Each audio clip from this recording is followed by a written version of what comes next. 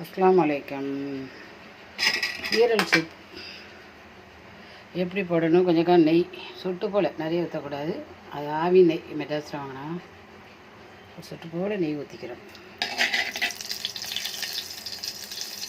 அதுக்கப்புறம்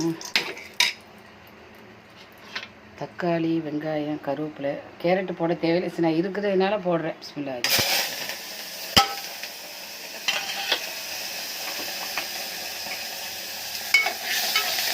கேரட்டு, சின்ன வெங்காயம், தக்காளி, கேரட்டு ஆப்ஷன் தான், கருவேப்பிலையில் இதான் மெயின்.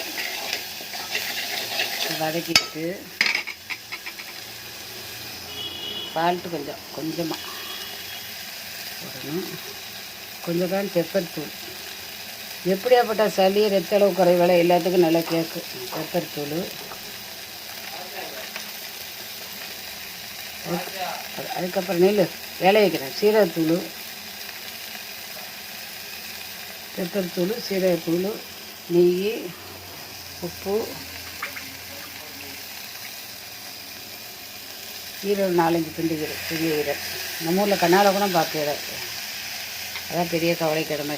அந்த நாளையில் கறிக்கலாம் ஓட்டுண்டா போட்டு தரதான் செய்வோம்மா. இப்போ தான் கிடைக்க மாட்டேங்குது. அப்படி கிடைச்சாலும் ரொம்ப விலை கூட. இது சளியாக இருக்கிற பிள்ளைகளுக்கு, ரத்த அளவு குறைஞ்ச ஆட்களுக்கு ஒரு 5 மினிட்ஸ் அவிஞ்சா போகுது. அதுக்கு மேலே அவியக்கூடாது. நல்ல இதாக போயிடும், வெந்துடும். 0 ரத்தமாக இருக்கிறவங்களுக்குலாம் 100 ரத்தம் மாறிக்கிது. அந்த அளவுக்கு இந்த அளவு இதில் ஏறும். பார்த்துட்டு லைக் பண்ணுங்கள், ஷேர் பண்ணுங்கள், சப்ஸ்கிரைப் பண்ணுங்கள். நீங்களும் இந்த மாதிரி செஞ்சு கொடுங்க. அஸ்ஸலாமு அலைக்கும்.